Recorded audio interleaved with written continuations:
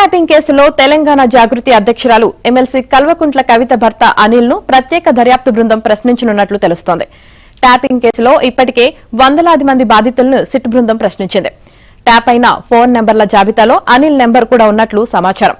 ఇంటి అల్లుడు అని చూడకుండా తన భర్త ఫోన్ను ట్యాప్ చేశారని కవిత సైతం ఆరోపించారు. ఈ నేపథ్యంలోనే సిట్ ఆయన్ను సైతం ప్రశ్నించి వాంగ్మూలాన్ని నమోదు చేయనున్నట్లు విశ్వసనీయంగా తెలిసింది.